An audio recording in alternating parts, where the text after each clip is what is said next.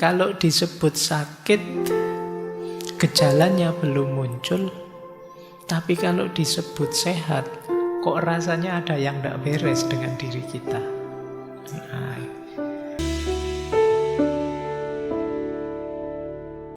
Assalamualaikum warahmatullahi wabarakatuh. Menjaga kewarasan, menjaga kesehatan mental, gimana caranya waras. Tema-tema ini sengaja saya angkat bulan ini karena saya capek dicurhati teman-teman yang sedang overthinking, yang sedang galau ini, galau itu gitu ya. Kita belajar ya, minggu lalu sudah dari Epicurus untuk tenang. Sekarang kita belajar untuk menenangkan jiwa dengan cara memahami mental kita. Ya termasuk nanti ada hubungannya dengan akal. Baik, bismillah, kita mulai belajar tentang kesehatan mental dari Ibnu Sina. Saya awali dari sini saja ya. Jadi Ibnu Sina itu punya kategori kondisi tubuh kita, kondisi diri kita itu 3. Kita kan selalu menyebutnya hanya 2. Kalau tidak sehat ya sakit. Tapi kata Ibnu Sina tidak, kita itu ada 3 kondisi diri kita. Yang pertama adalah sihah. Kalau ini ya jelas sehat. Yang kedua marid. Marid itu sakit. Sehat itu apa? Beliau mendefinisikan sehat itu tubuh kita sesuai tabiat dan susunannya, kemudian kinerjanya normal. Itu sehat. Jadi kondisinya natural, kinerjanya normal. Itu sehat. Kebalikannya namanya sakit. Berarti ya kalian kalau ingin tahu saya sehat apa tidak, ya cek dirimu ya, apa-apanya normal enggak. Kalau ada yang enggak normal ya ada yang enggak beres. Mbok sekedar kamu, saya kok bolak-balik menguap terus pak, bolak-balik ngantuk. Mungkin ada yang enggak normal juga. Padahal tadi sudah tidur, itu berarti enggak normal. Pokoknya kinerjanya normal, situasinya alami, natural, tabiatnya dan susunannya normal, berarti kita sehat. Kalau tidak begitu berarti kita sakit. Termasuk nanti jiwamu. Cuma beliau nambah 1 kategori lagi. Ini kategori tengah-tengah. Laisat bisihah wala marot. Disebut sehat tidak bisa, disebut sakit juga tidak bisa. Jadi kalau disebut sakit, gejalanya belum muncul. Tapi kalau disebut sehat, kok rasanya ada yang tidak beres dengan diri kita. Nah, ini kalian dapat kategori lagi ya. Kadang-kadang kalau ketemu teman itu, gimana kabarnya, sehat? Itu boleh kalian ya jawab, rasanya sehat juga enggak, tapi sakit juga enggak. Itu kategori ketiga itu. Jadi apa di antara cirinya? Ya banyak sih beliau menyebut, tapi antara lain itu. Kalau tiba-tiba teman-teman merasa capek terus, kelelahan yang kronis, itu mesti ada yang tidak beres. Apakah itu karena mental atau karena fisik yang tidak beres? Itu biasanya kalian rasanya capek. Perasaan istirahat cukup, makan cukup, tapi rasanya kok lemes terus ya. Mungkin ada yang tidak beres. Kemudian juga stres. Tidak ada apa-apa kok rasanya stres terus ya. Cemas terus. Pikiran ini rasanya nggak ada tenang-tenangnya. Padahal juga tidak ada apa-apa. Entah karena apa. Padahal sudah belajar stoik berbulan-bulan. Kamu kan andalanmu stoikisme hari ini. Teori stoik saya hafal pak. Tapi ya menjalankannya tetap gelisah terus saya. Ngaji filsafat di bolan-baleni diulang-ulang, ya hasilnya cuma ngantuk. Nah, ada yang tidak beres. Tapi gejala penyakitnya belum muncul. Jadi misalnya diperiksakan mungkin ya kalau ke puskesmas belum ketemu, mungkin perlu spesialis yang apa yang bisa menemukan. Ini yang disebut laisat bisihah wala marot. Tidak bisa disebut sehat tapi juga tidak termasuk sakit. Mungkin sebagian besar kita ada di sini. Kita tahu ada yang tidak beres. Tapi ya belum ketemu. Atau jangan-jangan sebenarnya kita sakit tapi tidak ngaku. Ada tidak di sini yang menyembunyikan penyakitnya? Mungkin ada. Tapi teman-teman diam-diam saja. Dan itu berat. Karena penyakitnya sendiri sudah berat, kalian menyembunyikan itu juga berat. Urusannya mental.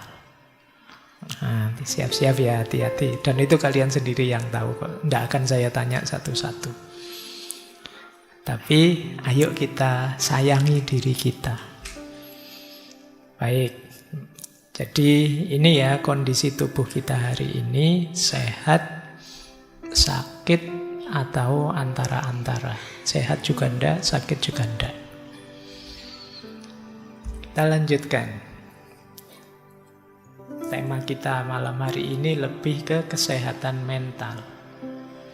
Kalau tubuh yang sakit mungkin ya ke dokter, karena kita bukan dokter jadi tidak tahu. Tapi mental sehat, itu mungkin kita bisa mengidentifikasi. Kalau di Ibnu Sina, secara umum orang mentalnya sehat itu cirinya 4. Yang pertama emosinya stabil. Yang kedua pikirannya jernih. Yang ketiga lahir batinnya harmonis. Jiwa dan tubuhnya selaras. Dan yang keempat bisa menghidupkan spiritualitas dan moralitas. Jadi ini berhubungan dengan diri kita. Jadi emosi stabil. Emosi stabil itu bukan berarti tidak pernah marah atau tidak pernah sedih. Tidak. Ya bisa marah, bisa sedih, tapi bisa kita kendalikan. Jadi bisa kecewa, bisa stres juga, tapi tidak berlebihan. Bisa kita kendalikan. Ini namanya emosinya stabil. Tidak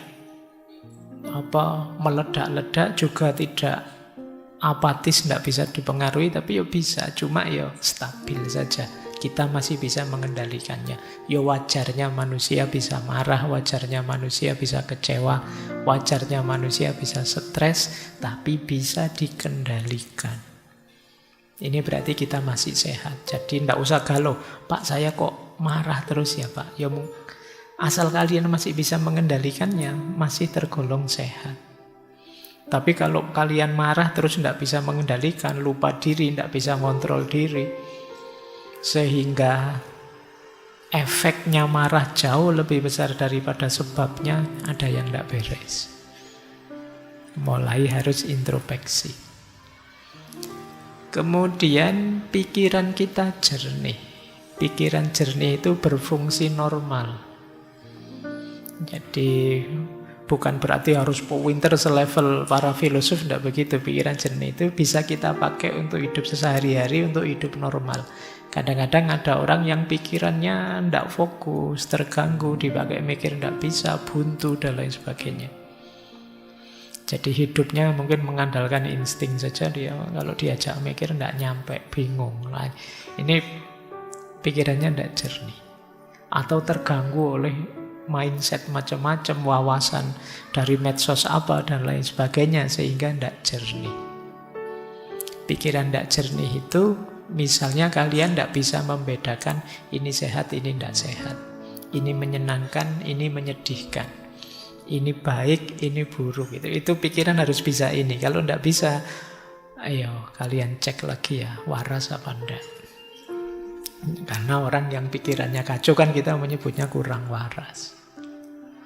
Makanya di berbagai sesi kalau bicara tentang filsafat selalu saya wanti-wanti, hati-hati loh ya, manusia itu kuncinya di akalnya. Karena manusia itu hayawanun natik. Jadi dia ini, kita itu kategorinya binatang secara genus. Cuma kita diistimewakan oleh Allah dengan akal budi kita. Nah, kalau ternyata akal budi ini terganggu, berarti kan ini keistimewaan ini nggak kepake. Manusia minus akalnya, ya yang tersisa hayawannya. Kamu tinggal binatangnya, makanya hati-hati.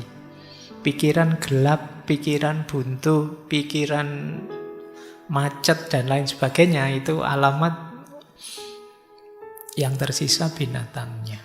Ya tadi saya sebut hidupmu mungkin mengandalkan insting saja. Tidak tahu sih Pak, saya pilihan baik mana, buruk mana, sekiro-kiro aja lah Pak. Nah, ini kamu mengandalkan insting saja. Maka kalau pikiranmu bermasalah, ayo disembuhkan. Jangan dibiarkan saja, karena kuncimu ada di situ.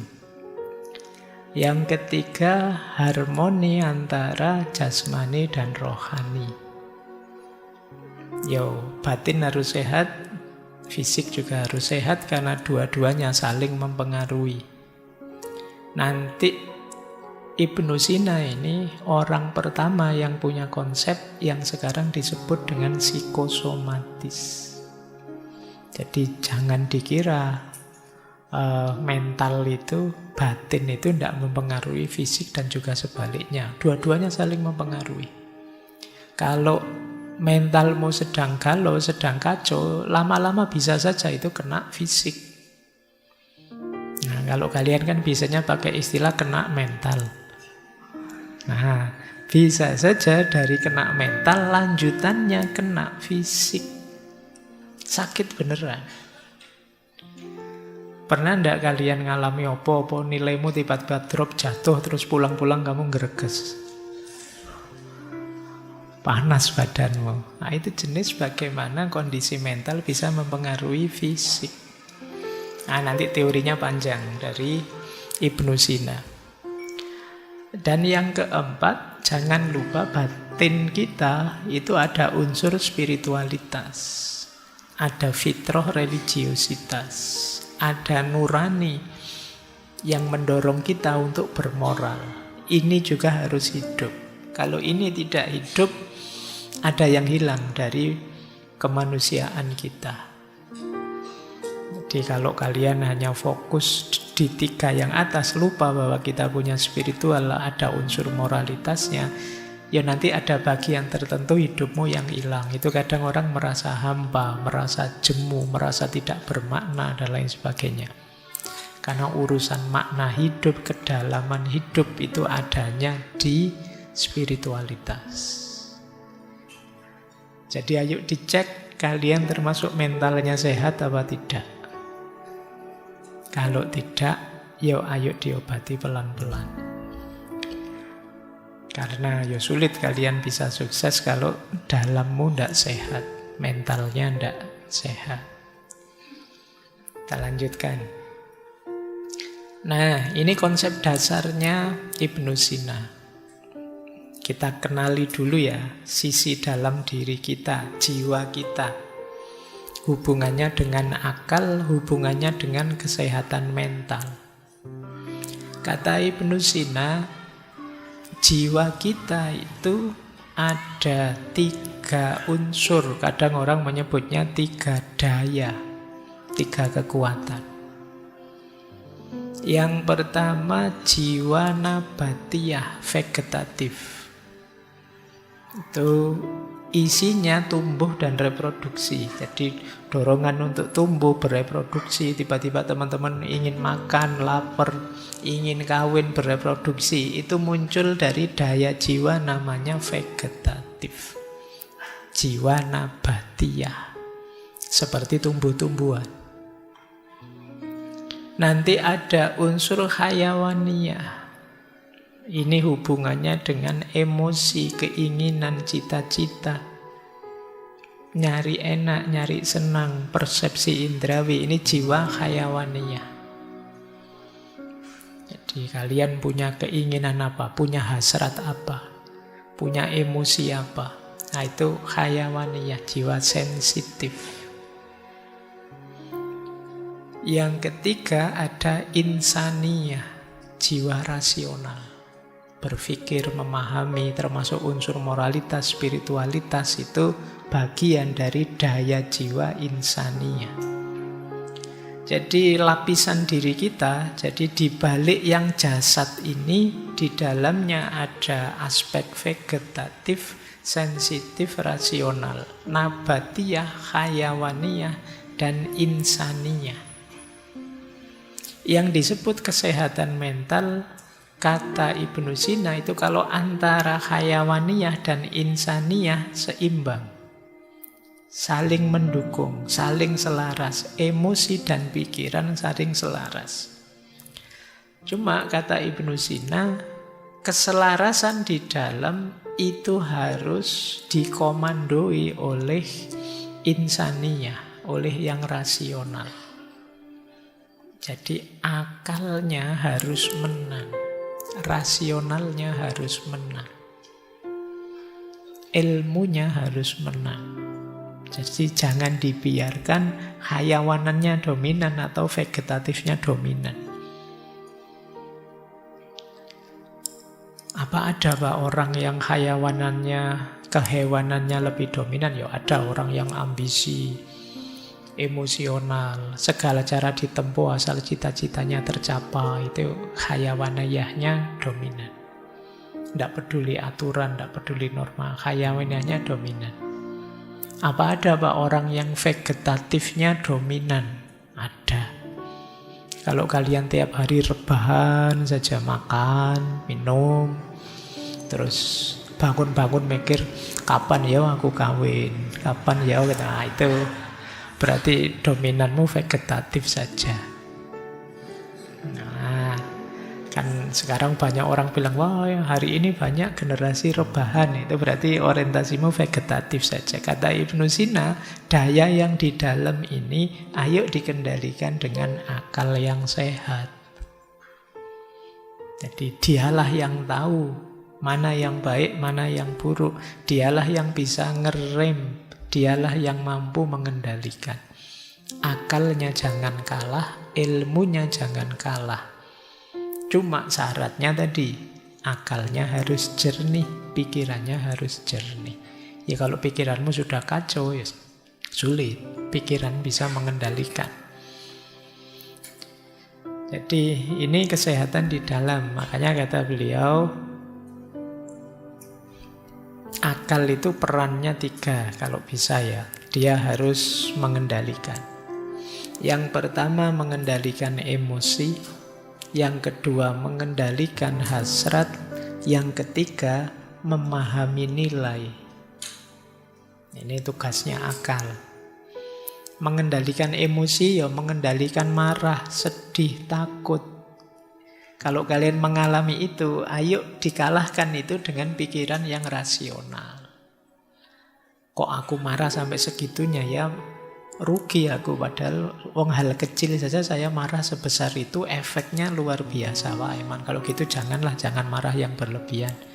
Kok aku sampai setakut itu ya? Padahal kalau saya takut, saya akhirnya mundur, tidak mau maju lah. Kalau saya tidak mau maju, saya dapat apa? Sudahlah, maju saja, resiko nanti kita bahas belakangan. Ini akalmu menang. Jadi kalau kalian bisa menjadikan akal ini yang mengkomando, ya hidupmu akan lebih bahagia. Jadi yang pertama pengendali, yang kedua mengendalikan hasrat, ngerem hasrat. Ini hasrat ini kadang kita pakai istilah nafsu. Yang bisa ngerem nafsu itu harus akal. Misalnya tiba-tiba pacarmu misalnya WA, nginep yuk misalnya. Ya kan, terus pikiranmu macam-macam kan, wah ini.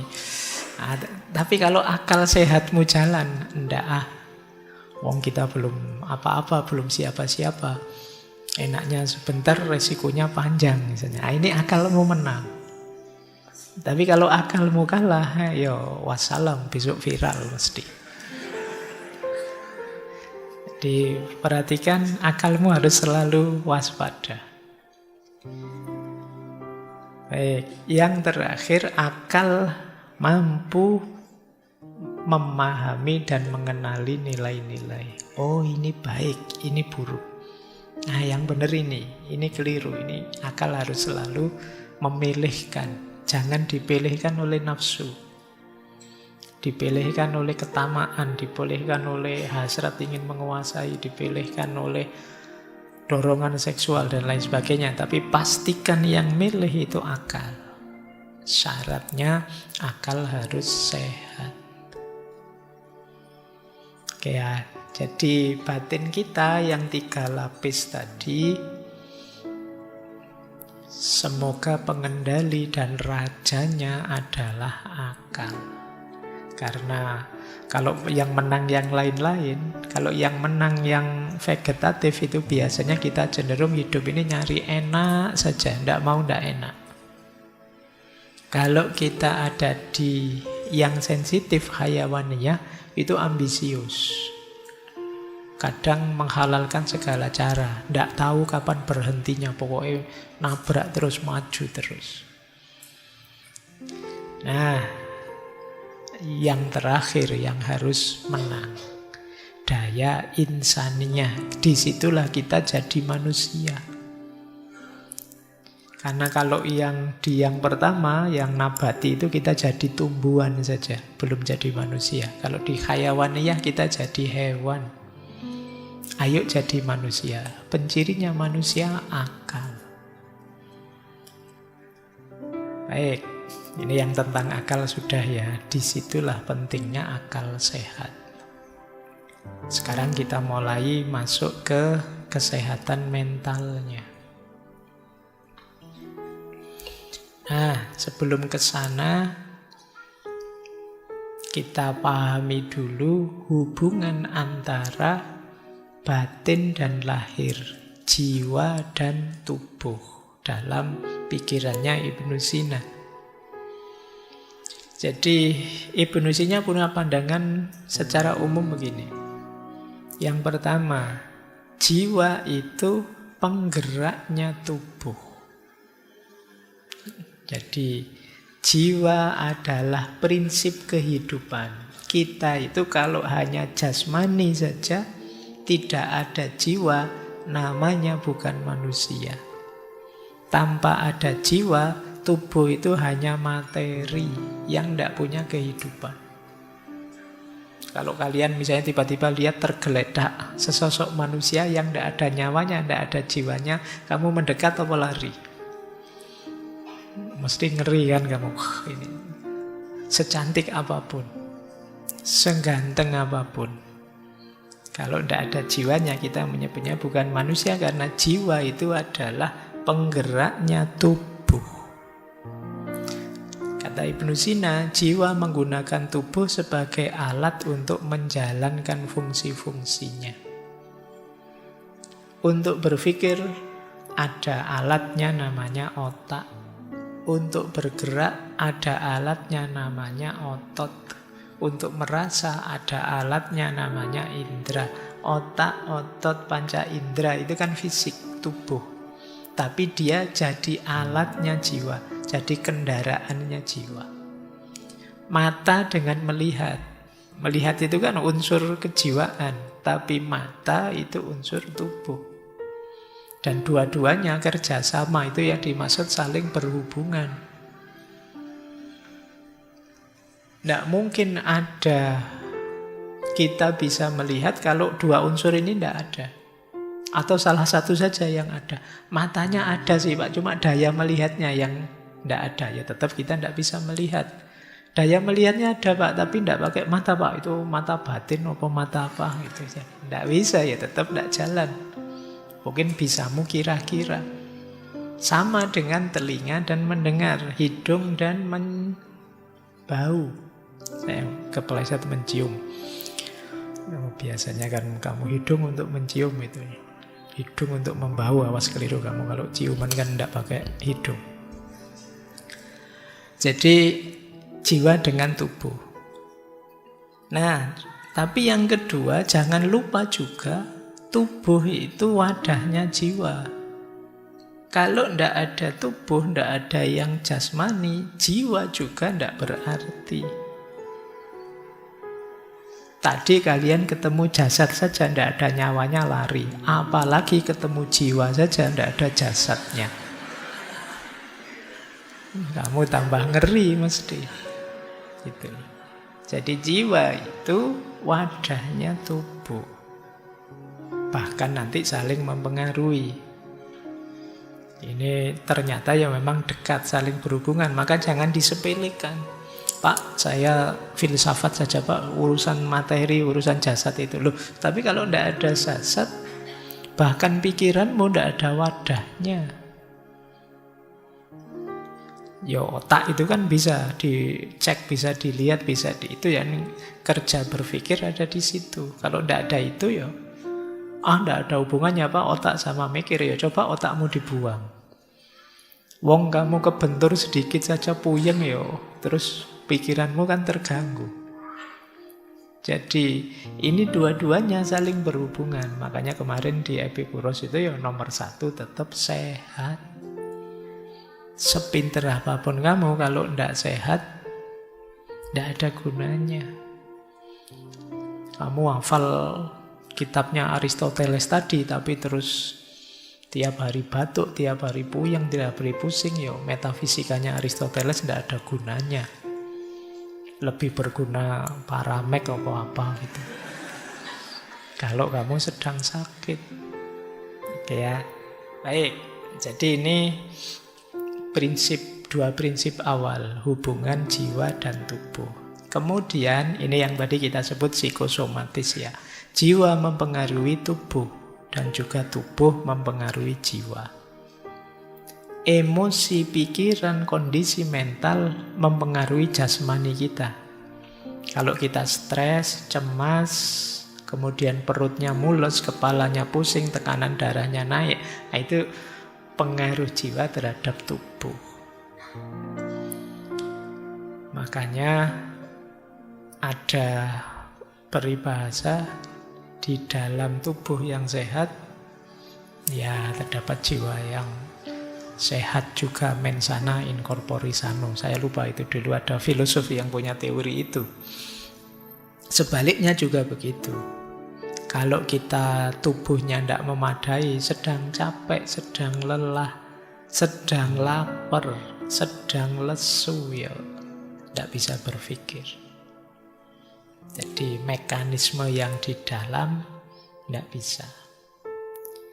Baik, jadi ini sedikit uraian saja tentang hubungan antara jiwa dan tubuh. Kuncinya tetap ya, yang di dalam harus dikendalikan oleh pikiran kita. Pikiran kita yang kata Ibnu Sina begini, saya tadi ngutip quote menarik. Inna kuwatal fikri qadirotun ala ihdazil marodi wasyifai minhu. Sesungguhnya kekuatan pikiran itu mampu melahirkan penyakit dan juga menyembuhkannya. Nah ini dasarnya pikiran, dasarnya akal tadi. Kalau pikiran kita positif-positif, kita lebih ceria, lebih segar, lebih sehat. Tapi begitu pikiran kita negatif-negatif, ya kita akan sakit. Jadi pikiran jadi kuncinya. Kalau teman-teman serba paranoid, mikirnya negatif terus, ya mungkin bisa sakit beneran. Ini saya kok berkeringat ya, sumuk ya, jangan-jangan jantungku bermasalah ini. Terus kamu gelisah mikir, padahal ya memang sumuk sejak tadi hujan gak jadi-jadi. Tapi karena pikiranmu negatif, ya nanti lama-lama detak jantungmu meningkat, tekanan darahmu meningkat, ada pressure dari dalam, bisa sakit beneran. Jadi pikiran, kata Ibnu Sina, qadirotun ala ihdasil marad, mampu melahirkan penyakit. Demikian juga dia bisa menjadi obat. Kadang-kadang kamu pusing-pusing sedikit, enggak apa-apa, pusing kayak gini biasa kok, masih bisa jalan. Tapi kalau pusing sedikit, wah ini jangan-jangan gejala stroke ini. Mungkin saya, itu sudah kamu enggak berani gerak sudah. Jadi sakit beneran. Betul.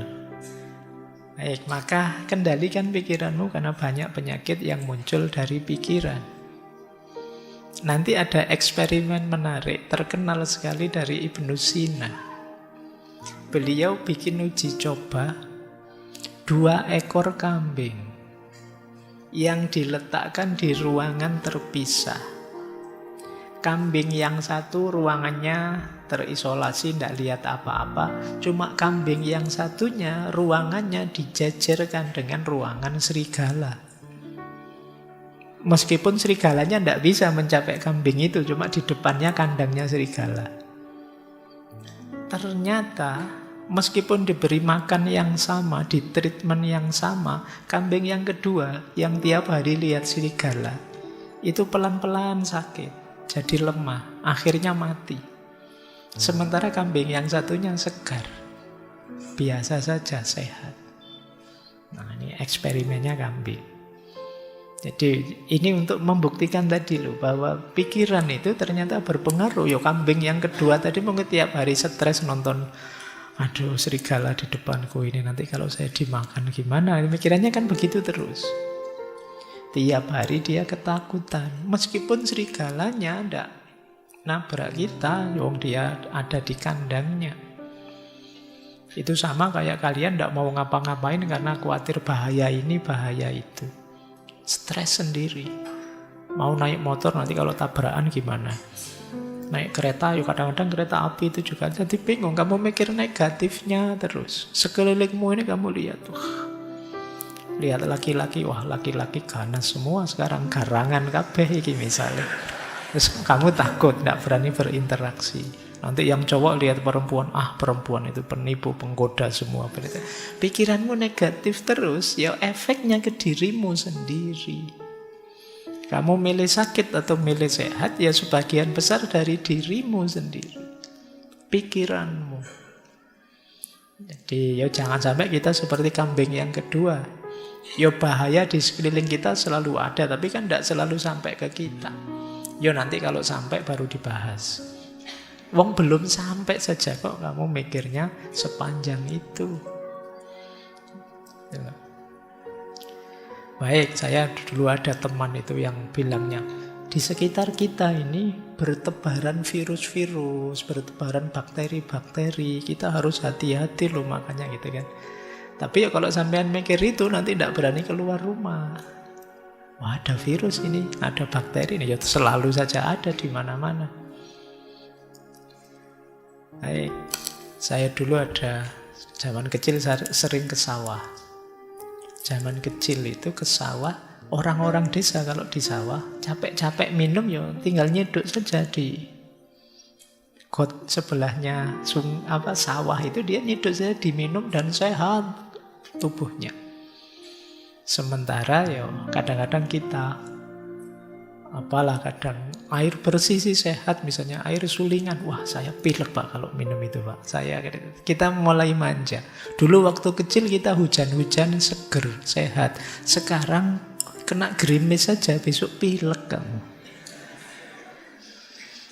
Jadi begitu naik motor hujan gerimis-gerimis, waduh pilek ini nanti hujan pilek. Ya pikiranmu begitu ya pilek beneran. Kamu tidak bisa menikmati hujan, pikiranmu mengarahkan ke arah sakit, ya sakit beneran akhirnya. Oke ya, jadi pikiran kuasa untuk membuat kita sakit atau membuat kita sehat. Makanya ayo mikir yang positif-positif saja, yang enak-enak saja. Jangan sakit apa sedikit terus mikirnya negatif. Waduh, ada juga loh orang itu yang tidak sakit apa-apa tiba-tiba mati misalnya. Terus kamu, wah jangan-jangan jatah saya besok. Ya sudah, kamu tidak ngapa-ngapain, sudah. Baik, itu ya. Jadi yang pertama, ayo berpikir positif. Baik, kita lanjutkan. Ini teori harus agak berpikir. Sekarang ayo kita kenali istilahnya Ibnu Sina, namanya mizaj. Mizaj itu namanya campuran. Jadi dalam diri kita itu ada 4 cairan, 4 unsur-unsur. Unsur ini sifatnya materi, tapi menentukan mentalitas kita, menentukan kualitas diri kita. Ayo kita cek ya, pelan-pelan saja. Jadi dalam diri kita itu ada elemen dasar. Air, api, tanah, udara. Avatar ya. Yo itu mungkin yang bikin.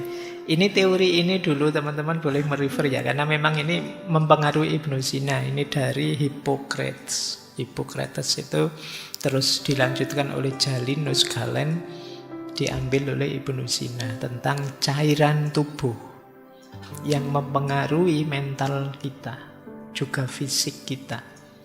Ya cairan tubuh itu istilahnya humor. Kalau di situ ada tulisan humor jangan dibaca, wah itu lucu-lucuannya, bukan itu. Humor itu cairannya. Jadi diri kita itu ada 4 unsur, air, api, tanah, dan udara. Air sifatnya basah. Dalam diri kita diwakili oleh cairan namanya sauda. Sauda itu empedu hitam. Api sifatnya panas. Dalam diri kita itu diwakili oleh cairan dam, darah.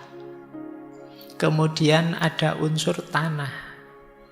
Sifatnya kering, diwakili oleh empedu kuning namanya safro. Dan udara sifatnya dingin, diwakili oleh lendir atau dahak namanya balghaum. Ini cairan, kita semua punya 4 ini. Biasanya setiap orang ada yang dominan cairan-cairan itu. Jadi kalau kita ingin mental kita seimbang, sebenarnya yang 4 ini kita buat seimbang, tapi pasti ada salah satu yang dominan. Kalau orang ini elemen dasar airnya yang dominan, yang tadi sauda empedu hitam, itu biasanya orangnya, temperamennya, wataknya biasanya namanya melankolis. Nah, coba dicek ya kalian nanti ada di mana. Orang melankolis itu introvert, analistis, perfeksionis. Pendiam, jarang bergaul, perfeksionis, tapi teliti, analistis. Kelebihannya orang melankolis itu dia terorganisir, penuh rencana, serius hidupnya. Sayangnya dia ada sisi negatifnya, yaitu sensitif, baperan, pesimis, dan suka overthinking. Mikirnya suwe, memutuskannya lama. Nah itu berarti kalian kebanyakan sauda tadi, empedu hitam. Nanti ada dietnya, ada terapinya masing-masing. Jadi kalau kebanyakan itu ya mungkin diatur lagi gaya hidupmu. Introvert, analistis, perfeksionis. Kalau kalian kuat di api, darahmu lebih dominan. Kepribadiannya namanya sanguinis. Kepribadian sanguinis itu kebalikannya melankolis. Dia ekstrovert, optimis, spontan. Kelebihannya orang jenis ini enak diajak komunikasi. Kalau ada dia rame situasinya, ceria situasinya. Sayangnya orang seperti ini sulit diajak komitmen, susah berorganisasi, terus biasanya tidak konsisten. Jadi tipe ini kalau jadi supporter enak, rame dia. Kalau buat rame-ramean enak. Tipe sanguinis ini kuat di dam atau darah, ciri panasnya. Kemudian ada kalau yang dominan unsur tanahnya, empedu kuning atau sofro. Ini temperamennya namanya tipe koleris. Tipe koleris ini orangnya tegas, enak jadi leader, ambisius.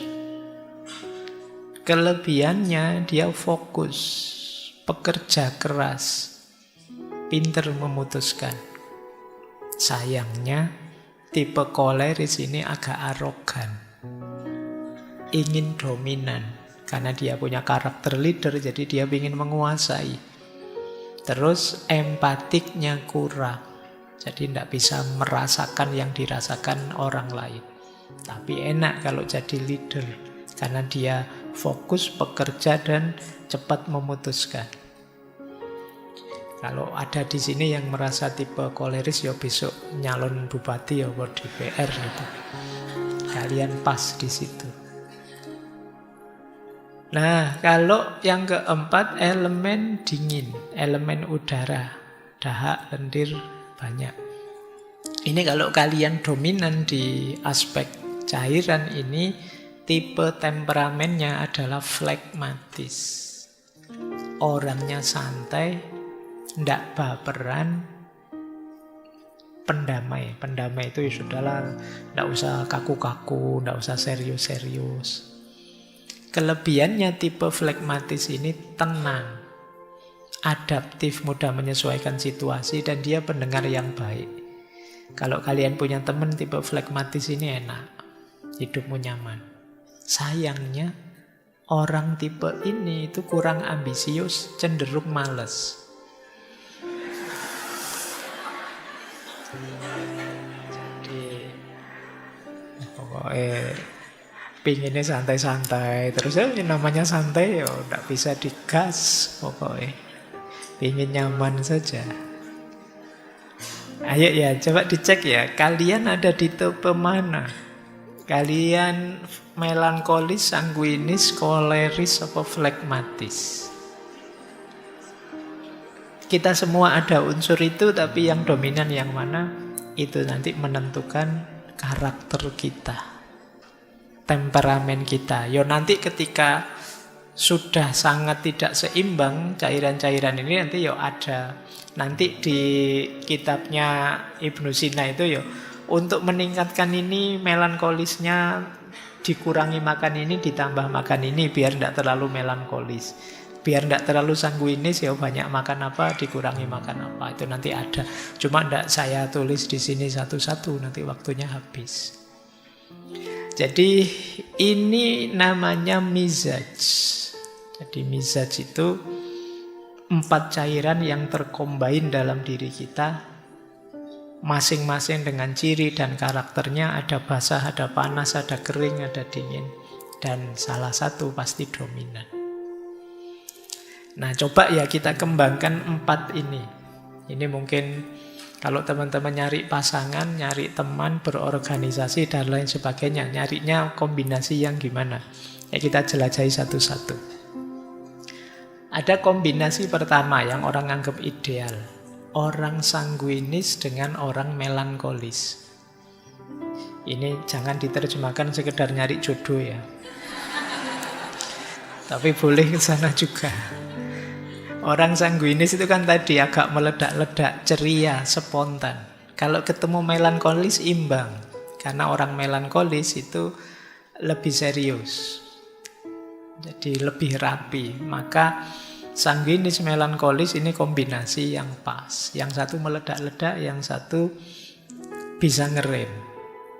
Tapi tantangannya, kalau pasangan seperti ini, bisa saja nanti yang melankolis jengkel terus. Karena yang sanguinis nggak pernah serius. Terlalu ekstrovert. Atau yang sanguinis juga jengkel terus. Ini orang kok serius, terus sensitif, terus nggak bisa diajak santai. Jadi ada tantangannya, ada kelebihannya. Ini kombinasi ideal pertama. Ya nanti kalau kalian coba ya, temanmu tipe apa, kamu tipe apa, itu ada di mana. Kalau sanguinis Pak, bubar. Ya, rame mesti. Ya, kalau melankolis ya sunyi, senyap, sepi, tidak ada suara, tidak ada. Oke, ya ini tipenya memang beda-beda. Baik, ini kombinasi ideal pertama. Bisa juga kombinasi ideal kedua. Koleris ketemu flegmatis. Koleris tadi yang pemimpin, tegas, ambisius, ketemu flegmatis, yang lebih tenang, fleksibel, santai. Koleris bagian mimpin mengarahkan, flegmatis yang mengikuti di belakang, ngerem, menjaga keharmonisan. Ini enak. Kalau kalian tipe tadi leader, cari yang flekmatis. Ini bisa saling mengimbangi. Yang satu ingin dominan, yang satu santai. Jadi tidak merasa ditindas, tidak merasa dianu. Dia lebih bisa menikmati, lebih bisa adaptasi. Tapi ya seperti tadi ada tantangannya. Bisa saja nanti kolerisnya capek, frustasi dia. Ini diajak maju, diajak berkembang kok tidak bisa ini. Santai terus. Sama, nanti flekmatisnya juga bisa sebaliknya. Dia tertekan. Pada akhirnya dia merasa, aku kok diatur terus toh ya, didominasi terus toh ya. Emangnya aku tidak bisa ngatur diri sendiri, lama-lama bisa begitu. Jadi ini kombinasi kedua, koleris dan flekmatis. Baik, kombinasi ketiga. Dicoba ya nanti, sanguinis dan koleris. Ini mungkin juga bagus. Sanguinis yang ekstrovert tadi, dia kreatif, dia ceria. Sementara koleris itu bagian yang mengarahkan, yang mimpin. Nah, cuma juga ada tantangannya. Orang koleris mungkin lama-lama akan jengkel karena sanguinis ini kok pinginnya seneng-seneng terus. Ingin ceria terus. Sementara yang sanguinis merasa yang koleris terlalu keras. Ini kombinasinya agak keras. Yang satu leader, yang satu seorang ekstrovert. Nah ini kombinasi lembut. Melankolis, flekmatis. Yang satu detail merencanakan, yang satu tenang dan damai. Aman ya. Cuma ya tadi, akhirnya sunyi senyap. Jadi tidak ada yang dominan. Dua-duanya pasif. Baik, ya mungkin kalau sedang bareng-bareng dua tipe ini ya isinya asik dengan dirinya sendiri. Nanti yang satu bilang, "Mbok kamu ngomong apa?" gitu. "Ngomong apa ya?" Jadi tidak ada, akhirnya tidak ngomong-ngomong, akhirnya diem semua. Nah, itu sama-sama tipe sunyi. Baik. Terus ada tipe koleris melankolis. Ini tipenya kan kalau digabung-gabung bisa jadi 6 tipe. Tipe ke-6, koleris melankolis. Koleris leader, dia punya visi besar, sementara melankolis itu detail, perfeksionis. Nah, ini kombinasi luar biasa kalau bisa ini. Cuma nanti bisa saja perfeksionisnya melankolis membuat koleris tidak sabar. Ini kok semua usul dibantai semua. Kok selalu saja ada kurangnya. Mau dieksekusi kok dicegah terus. Ini bisa jengkel pada akhirnya kalau kombinasi koleris melankolis ini. Jadi yang melankolis juga bisa saja tertekan. Ini orang kok tidak sabaran sih, kok gerusa-gerusu sih, masih belum siap kok mau dieksekusi. Bisa saja begitu. Ini tipe koleris melankolis. Nanti ada tipe, ini terakhir, kombinasi ke-6. Sanguinis flekmatis. Yang satu ekstrovert, semangat. Yang satu tenang, nyaman, harmonis. Pada akhirnya, mungkin sanguinis dianggap terlalu impulsif, sementara yang flekmatis dianggap terlalu santai. Kebalikannya yang diam tadi, ini juga nanti bisa clash. Yang satu ingin ceria, yang satu santai saja, tenang saja.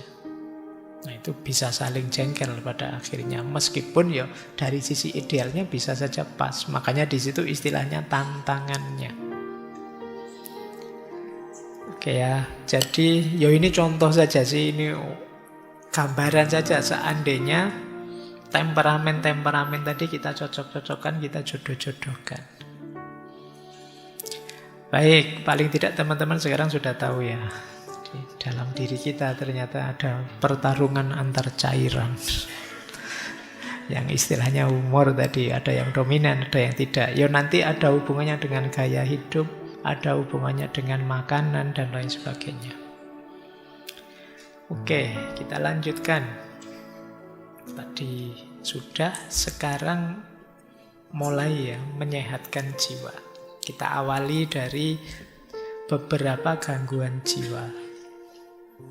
Yang pertama, biar tidak lupa, kita awali dari gangguan jiwa karena humor-humor tadi, cairan-cairan tadi tidak seimbang.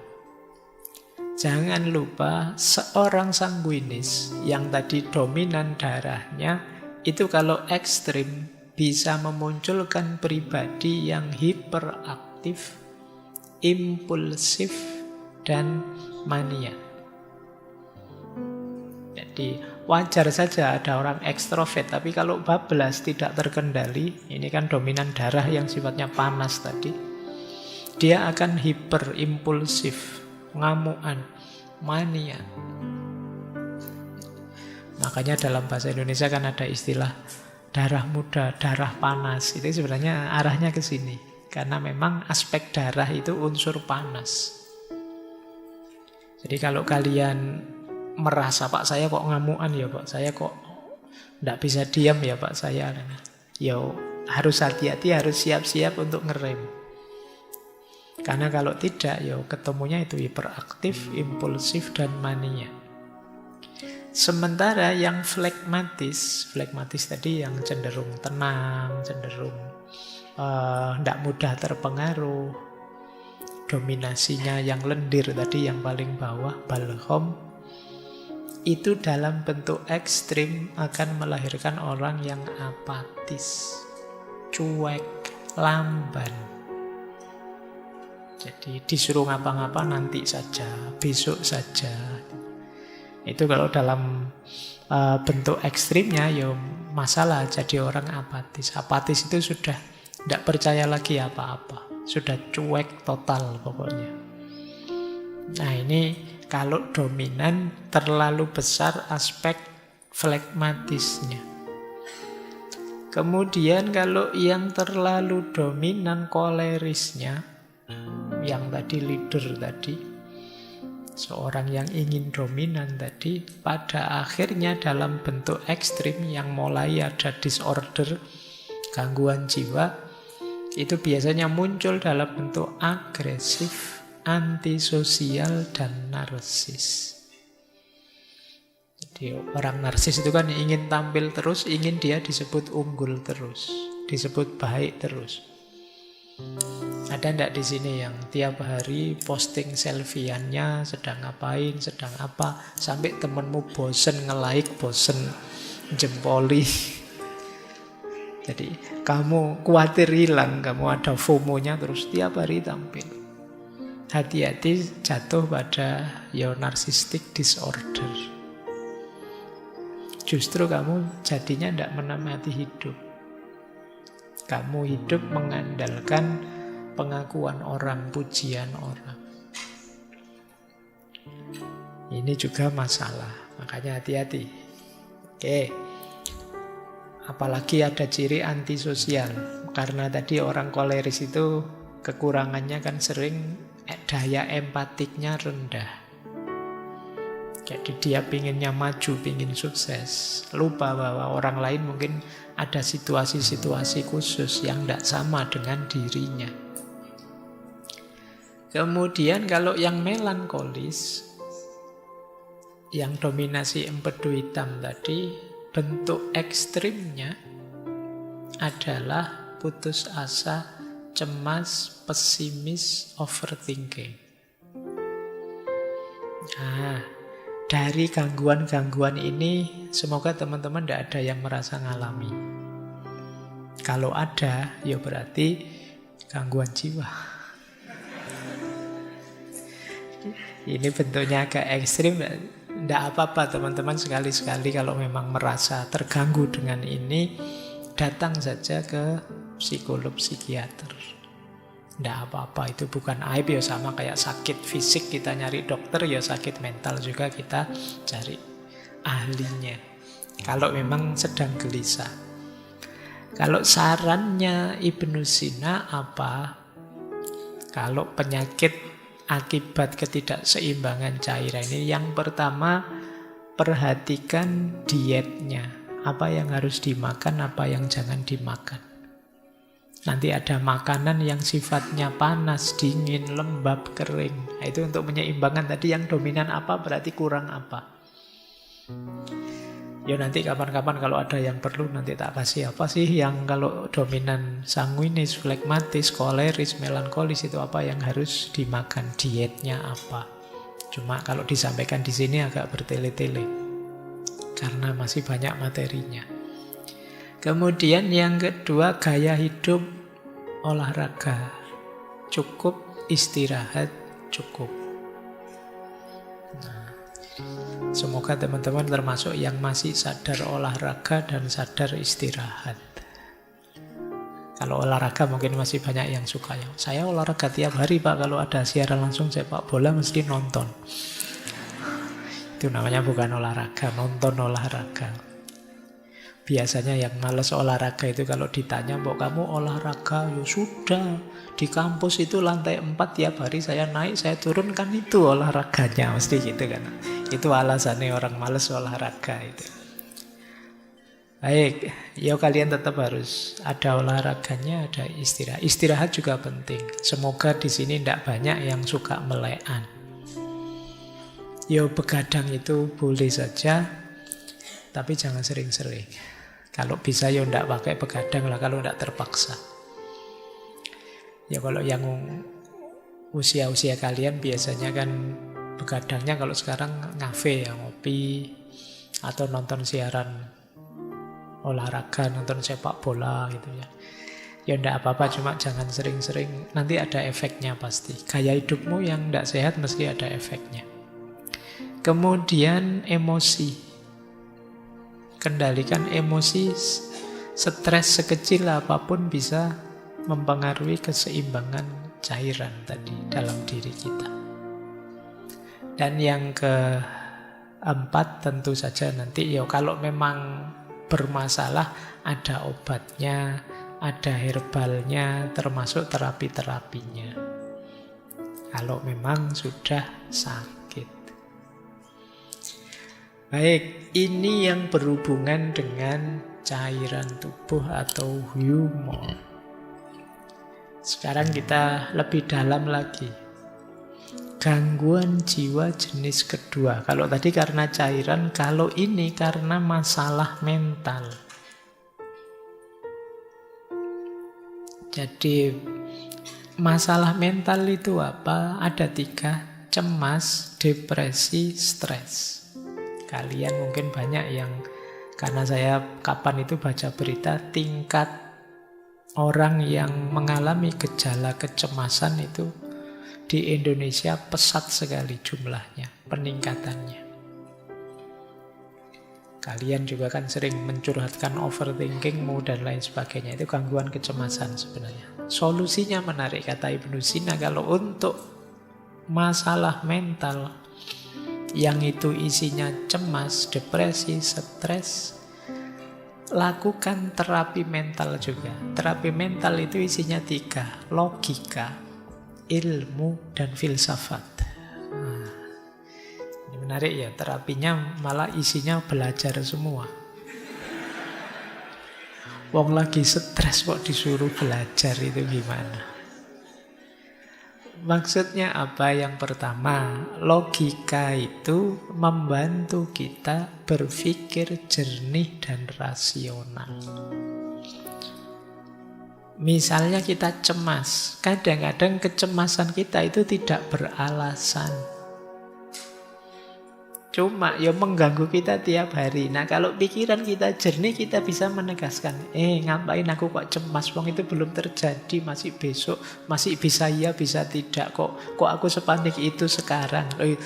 Ini pikiran yang bisa ngontrol kita seperti itu, logika.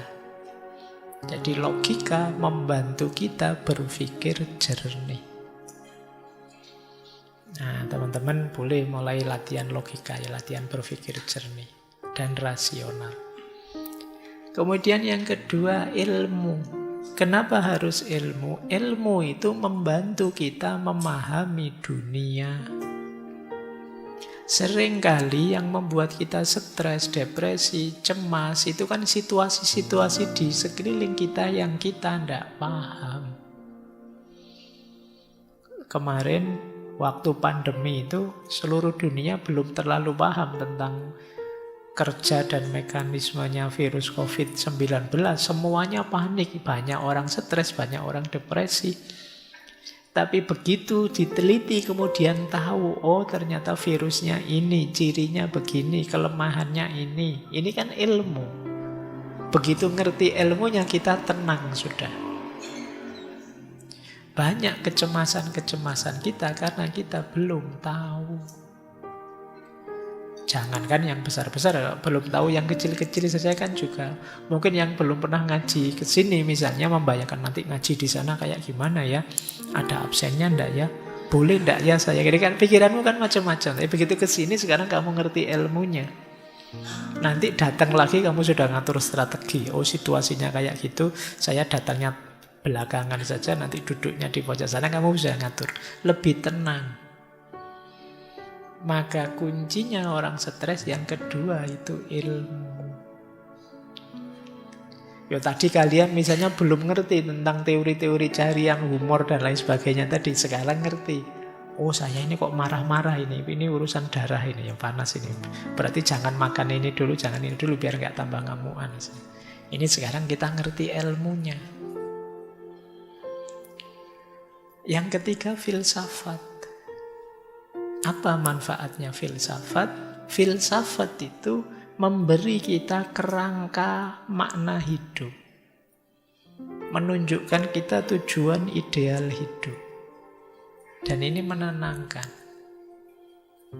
Banyak orang yang hidupnya tidak punya tujuan, tidak punya idealisme dan lain sebagainya. Sehingga ngambang, sehingga mudah stres. Orang itu kalau punya tujuan hidup, punya visi, punya makna hidup, mungkin mengalami kegagalan-kegagalan kecil bagi dia biasa. Yang penting tetap lanjut menuju cita-cita besarnya. Dan cita-cita besar ideal itu ya kita menempuhnya lewat jalur filsafat. Saya sering bilang filsafat itu salah satu jalan untuk kita menseriusi hidup. Jadi selama ini mungkin kita autopilot saja. Bahkan kalian mungkin kuliah sudah semester akhir juga masih belum punya cita-cita, belum punya tujuan. Kalau ditanya hidupmu mau kamu bawa kemana? Kamu ingin hidup yang seperti apa? Belum tahu Pak, belum mikir ke sana. Bahkan jurusan ini saya kira saya juga salah ngambilnya. Kamu bisa begitu. Kamu bisa sampai dewasa tidak punya orientasi, tidak punya tujuan. Nah, filsafat membantu kita menemukan itu. Jadi menarik, kalau itu gangguan mental sifatnya, masalah-masalah mental seperti cemas, depresi, takut, solusinya 3. Logika, ilmu, dan filsafat. Nah, makanya kemarin kita ngaji terus yang jadi buku itu judulnya Menjaga Kewarasan. Jadi kita belajar filsafat itu bagian dari menseriusi hidup biar kita tetap waras. Karena waras versi kita itu kamu cari di ChatGPT juga tidak ada. Seandainya ada juga tidak mesti cocok. Karena yang tahu hidup kita itu diri kita. Coba kamu tanya ya di GPT. Wahai ChatGPT, tolong bantu saya biar saya bahagia bagaimana ya. Dia mesti ngomong macam-macam tapi tidak mesti cocok dengan kita. Karena yang tahu diri kita itu kita sendiri. Nah, di sini gunanya kita logika. Di situ gunanya kita belajar sendiri biar dapat ilmu. belajar cara berpikir filosofis biar bisa merangkai makna untuk hidup kita. Baik, ini gangguan jiwa jenis kedua. Nanti ada gangguan jiwa jenis ketiga. Kalau jenis ketiga ini masalah emosional, sedih, atau marah, atau takut. Ini masalah emosi. Batin yang lelah, ini masalah emosi. Nah, kalau masalah emosi, menurut Ibnu Sina, solusinya adalah terapi emosional. Nah, terapi emosi kalau tadi logika, ilmu, filsafat, kalau ini musik, puisi, dan seni. Nah, ini menarik ya. Jangan salah, Ibnu Sina juga ahli musik. Beliau bisa memainkan banyak alat musik, juga bisa menyanyi. Nah, baik. Musik, kata Ibnu Sina, bisa membantu kita untuk meredakan ketegangan, menemukan kedamaian, juga mengekspresikan emosi. Kalau kalian sedang sedih, marah, atau sedang sangat jengkel, itu kan kadang-kadang coba cari alat musik apa, terus kamu main sak kapoke, lampiaskan kamu bisa. Tidak bisa Pak saya main Pak. Yus dimain sak senengmu aja kan sudah bisa untuk pelampiasan. Ada gitar nganggur kamu genjreng sak kapoke, sak pedote, senare gitu ya wis puas aku misalnya. Nah ini yang disebut terapi emosional. Nyanyi, karaoke sak keras-kerasnya nyanyilah. Itu bisa meredakan ketegangan dalam batin. Jadi musik bahkan bisa mendamaikan, tenang gitu. Kadang kalian dengerin musik apa itu rasanya sudah lupa dengan masalah-masalah yang tadi menegangkan kita. Jadi musik penting untuk membantu kita tenang. Dia bisa jadi katarsis. Lanjut. Terus puisi dan seni. Puisi bisa membuat kita lebih luas. Dulu mungkin teman-teman masih ingat ya, kalau tidak salah tokohnya Hasrat Inayat Khan. Kata beliau, kalau kata-kata sudah tidak berdaya, maka puisi bisa membantu. Kalau puisi juga masih tidak ngangkat, musik bisa mewakili kita. Musik ya bukan lagunya, bukan syairnya. Kalau syairnya kan cenderung ke puisi, tapi musik itu kan tidak ada kata-katanya, dan kepala kita akan menerjemahkan sesuai kondisi kita masing-masing. Ya nanti kalau digabung dengan pandangan sufi yang lain, pada puncaknya sebenarnya katarsis paling hebat adalah kediaman kita. Jadi keheningan itu bisa, tapi yang paling tidak kan coba kalau teman-teman sedang sangat marah, sedang sangat sedih, dan belum bisa mengatasi sendiri. Misalnya tadi pikiran yang kita minta untuk mengendalikan sudah tidak berdaya karena saking sedihnya kita. Seni dan musik, juga puisi bisa membantu. Setiap kita pasti bisa nulis puisi. Tidak ada puisi yang jelek. Jadi kalau ada orang bilang, ini puisinya jelek, loh justru yang jelek itu lebih puitis. Makanya kalian pede saja, tulis saja. Lampiaskan apa yang ada di pikiranmu, suka-suka kamu sudah. Nah, ini kan sebutannya makanya puisi. Ya kalau nulis beneran kan kamu rapi, ada subjek, predikat, objeknya, kalimat utuh. Tapi begitu puisi, sudah nulis saja. Tidak usah ditanyakan ini maksudnya apa, itu maksudnya apa. Suka-suka kamu saja. Karena memang tujuannya untuk katarsis.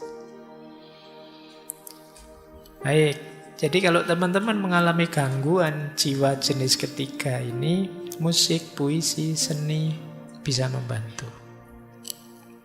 Lanjut. Sekarang gangguan jiwa tipe keempat. Ini gangguan jiwa karena masalah spiritual. Ini harusnya agak panjang ya. Ketika kita merasa kehilangan makna hidup, kita merasa jauh dari Tuhan. Nah, kata Ibnu Sina, ambil terapi jenis spiritual. Terapi spiritual itu komponennya 3. Doa, zikir, dan meditasi. Menenangkan diri, uzlah. Doa bisa membantu kita menemukan kedamaian batin. Zikir bisa membantu kita fokus pada hal-hal yang positif. Meditasi bisa membantu kita menenangkan pikiran dan tubuh. Jadi jangan lupa Ibnu Sina itu pikirannya lengkap. Nanti kitab-kitabnya belakangan juga tidak hanya filsafat, tapi corak tasawuf, corak mistiknya juga kuat. Beliau juga menulis misalnya falsafah masyrikiyah, filsafat timur. Beliau juga punya cerita-cerita seperti Hai bin Yaqdhan. Hai bin Yaqdhan itu yang lebih nulis cerita itu dulu ya Ibnu Sina, meskipun nanti nama tokohnya diambil oleh Ibnu Tufel untuk menulis cerita yang sama tapi dengan plot yang berbeda. Ada banyak cerita-cerita spiritual yang ditulis oleh Ibnu Sina karena beliau juga concern dengan masalah-masalah spiritual. Bahkan di falsafah masyrik itu ya beliau melihat bahwa manusia itu ada secara spiritual, ada tipe abid, ada tipe zahid, ada tipe arif. Abid itu orang yang menghidupkan spiritualitasnya lewat jalur ibadah. Rajin sholat, rajin puasa, sedekah, dan lain sebagainya. Ini tipe abid. Ada tipe zahid. Tipe zahid itu seperti para sufi yang melakukan uzlah, takholak bi ahlakillah, dan lain sebagainya. Ini tipe zahid. Menjauh dari godaan dunia, keramaian dunia, memantapkan diri hanya menuju Allah saja. Ini namanya tipe zahid. Kemudian yang terakhir tipe arif. Tipe arif itu orang yang sudah mengalami pencerahan. Orang yang sudah kasyaf, sudah ma'rifat, sudah ngerti hakikat segala sesuatu. Ini tipe arif. Ada abid, ada zahid, ada arif. Kalau kalian tipe apa? Abid kah? Sholatnya masih bolong-bolong pak, tidak berani bilang abid. Zahid apalagi pak. Arif sangsoyo. Tapi ini jalur-jalur untuk menghidupkan spiritualitas kita. Nanti orang yang menempuh jalur ini ingin menghidupkan spiritual, namanya adalah murid. Murid itu ya secara letterlek kan orang yang menginginkan. Tentu saja murid nanti dituntun oleh mursyid. Orang yang menuntun, menunjukkan. Jadi baik, masalah spiritual, orang menyebutnya hari ini ada istilah krisis spiritual. Krisis spiritual itu tidak sekedar lupa Tuhan, tapi orang merasa kosong, merasa hampa, hilang makna. Mungkin kalian sering bertanya pada dirimu, hidup kok seperti ini ya? Apa gunanya aku hidup? Apa pentingnya sih aku hadir di dunia ini? Ini krisis-krisis spiritual. Jadi, apa makna diriku? Apa makna kehadiranku? Siapa sih aku ini? Aku dulu tidak minta, kok dihadirkan sekarang. Itu kalau kalian lelah dengan hidupmu sampai selevel itu, kalian sedang mengalami krisis spiritual. Kalian merasa tidak bernilai, tidak bermakna. Krisis spiritual itu biasanya diawali dari, tadi sudah sedikit saya sebut, kalian lupa tujuan. Kalian tidak tahu hidupmu itu mau kemana. Dan dulu asalnya dari mana. Ini kalau orang Jawa konsep ini disebut sangkan waraning dumadi. Kalian lupa aspek ini sehingga kalian kelelahan sendiri. Kalian lupa bahwa hidup ini dulu asalnya dari mana dan besok mau menuju kemana. Kalian anggap hidupmu itu ya seputar aktivitasmu sehari-hari itu saja. Yang mahasiswa menganggap hidup itu ya seputar kuliah, kos-kosan, pacaran, mungkin seputar itu saja. Padahal tidak sekedar itu, kalian dihadirkan oleh Allah untuk hidup. Nah, kalau ada yang alami begini, batinmu sedang sangat lelah, berarti kalian sedang mengalami krisis spiritual. Hal yang sama sering disebutkan berhubungan dengan peradaban barat yang terlalu positivistik. Kalau teman-teman baca tulisannya Saidhusen Nasr itu, barat itu maju luar biasa, tapi dia melupakan satu unsur yang sebenarnya esensial, fitri dalam diri manusia, yaitu aspek spiritual. Sehingga kemudian belakangan kan banyak orang barat yang kemudian geser ke ranah spiritualitas. Baik ya, kalian coba ya mulai introspeksi. Ya hidup kita ini lengkap sih, ada fisik jasadnya, tadi ada emosinya, ada mentalnya, ada jiwanya, dan ada unsur spiritualitasnya. Semuanya harus waras. Kalau ada yang tidak waras, ya hidupmu akan tidak seimbang, timpang. Jadi keywordnya konsep kesehatan mentalnya Ibnu Sina adalah keseimbangan. Makanya tadi cairan-cairan tadi tidak ada kok. Harus cairan ini saja tidak ada. Ya semuanya penting tapi jangan berlebihan. Jangan ada yang terlalu dominan. Nanti akan menyusahkanmu. Baik, nah solusi apa kalau kalian mengalami krisis spiritual? Ya terapi spiritual. Yang pertama doa. Doa itu tidak sekedar minta pada Tuhan, tapi juga kesadaran kita bahwa kita itu lemah. Ada banyak hal yang kita tidak mampu, maka kita perlu intervensi, perlu Tuhan membantu kita.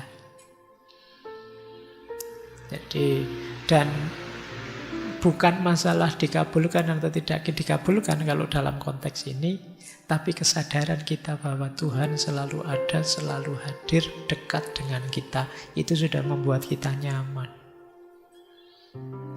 Yang kesadaran ketuhanan, kesadaran ilahiyah inilah yang selama ini sering lepas dari keseharian kita. Sekali-sekali kalau teman-teman bisa ya, coba dicek dalam sehari kira-kira berapa menit atau berapa puluh menit, syukur-syukur ada ndak 1 jam teman-teman melakukan aktivitas dengan sadar bahwa Allah sedang mengawasiku, Allah selalu dekat dengan aku. Pernah ndak begitu? Mungkin sedang kuliah sih dengan dosen, saya kuliah kayak gini, ya Allah ngawasi loh ya saya. Nah itu pernah, kesadaran ini kira-kira berapa persen muncul dalam hidup kita? Wong kadang-kadang sholat saja tidak ada kesadaran itu kan juga. Padahal sholat itu momen ketika kita berhadapan-hadapan dengan Allah, tapi kesadaran itu juga tidak muncul. Kayak kita ngobrol dengan orang, tapi kita tidak peduli yang kita ajak ngobrol siapa. Ya untungnya Allah itu sangat sayang dengan kita. Baik. Oke ya, ini krisis spiritual. Selain doa juga ada zikir. Zikir itu ya makna letterleknya ingatan. dan sebutan. Jadi pikiran kita senantiasa dalam kesadaran Tuhan dan mulut kita senantiasa menyebut namanya, terus itu disebut zikir. Meditasi ya aktivitas menenangkan diri. Kalau dalam Islam ada istilah iktikaf, berhenti sejenak, ada istilah muhasabah, ada istilah tafakur, itu setara dengan itu. Menghidupkan mindfulness dulu pernah kita bahas. Jadi ini krisis spiritual. Krisis spiritual ini gejalanya paling samar. Kalau krisis sebelumnya teman-teman stres, teman-teman depresi, teman-teman marah, itu kan kelihatan. Tapi begitu krisis spiritual tidak kelihatan. Hanya kita yang tahu karena berhubungan dengan dimensi batin kita yang agak dalam. Mungkin kelihatan orangnya sabar, tidak stres, nyaman, bisa menikmati hidup, tapi sebenarnya dia merasa hampa. Merasa dirinya kosong. Nah itu bisa saja begitu. Makanya ini teman-teman harus lebih dalam melihat dirinya untuk melihat kalau ada masalah-masalah spiritual. Oke, saya akhiri untuk malam hari ini. Kurang lebihnya mohon maaf. Wallahul muwaffiq, wallahu a'lamu bissawab. Wassalamualaikum warahmatullahi wabarakatuh.